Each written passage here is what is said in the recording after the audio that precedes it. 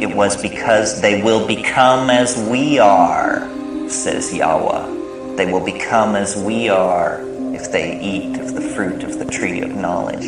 I suggest to you that this is precisely what we should seek to do, and that this we is the voice of hierarchy, the voice of paternalism, the voice of the male ego finally right up into the storm god, the volcano god who lies back there in the origins of monotheism. We empower our experience by insisting on our authenticity. It's a wonderful thing to learn to be able to stand up and yell bullshit. I did it when I was about 18 years old, and it was the meme of the hour, and it blew their minds. It did blow their minds. It was uncivil. It was uncivil. It lacked polity. It was rude and crude and correct, because so much is being slung, and nobody is talking about the primacy of experience and the dignity of the individual. The dignity of the individual. We went a long way with this in America before we betrayed it. And it wasn't only betrayed by the clowns in Washington. It's also betrayed by anybody who clusters themselves around the feet of some self-proclaimed nabob. Because the fact of the matter is, nobody knows what's going on. Nobody knows. Nobody has the faintest idea. The best guesses are lies, you may be sure of it.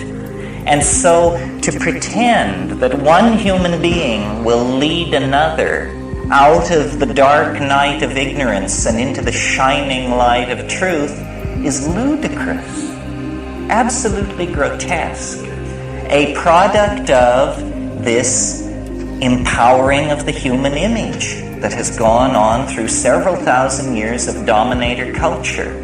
If you want a teacher, try a waterfall, or a mushroom, or a mountain wilderness, or a storm-pounded seashore. This is where the action is. It's not back in the hive. It's not in the anthill. It's not knocking your head against the floor in front of somebody who claims that because of their lineage and whose feet they washed and whose feet they washed, that you should give credence to them. Knowledge is provisional, and we are yet to approach even the first moment of civilized understanding. The way it is to be done is by trusting yourself, trusting your intuition. Reject authority. Authority is a lie and an abomination. Authority will lead you into ruin. It's not real.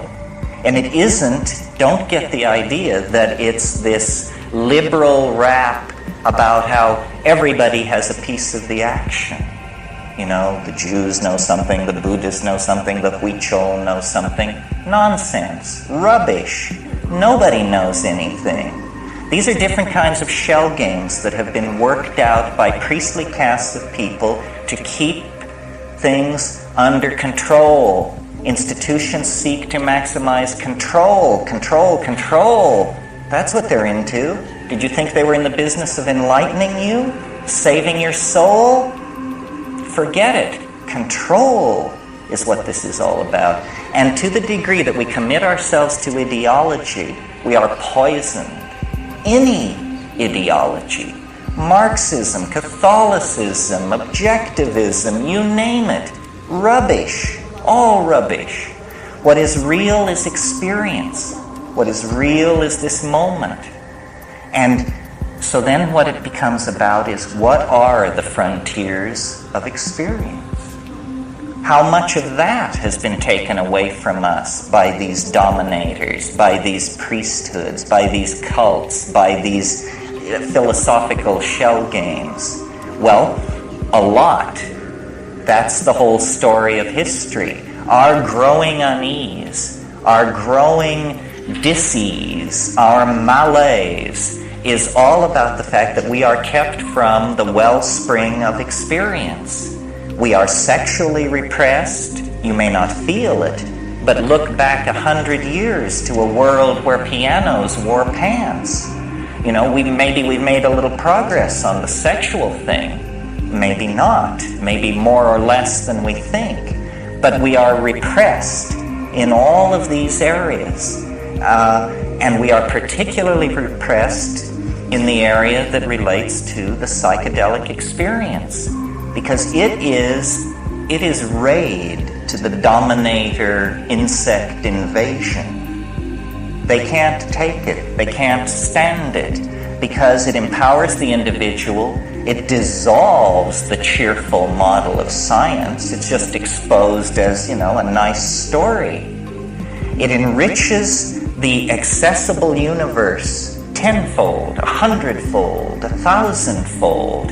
It makes the individual complete within his or her self.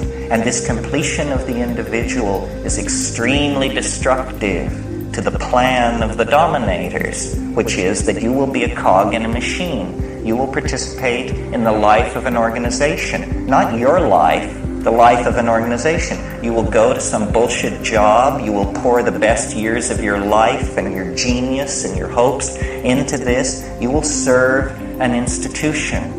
You will serve. Well, it's a bad idea for free people to go along with this.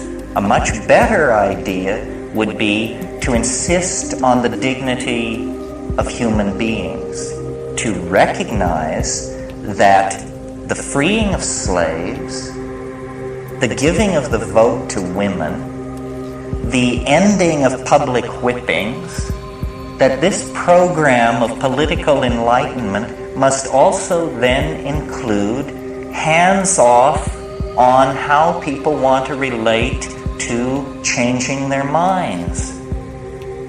We are not interested in being sexually regulated by the state, and we are not interested in being intellectually, spiritually, emotionally manipulated by the state. The state should stand down.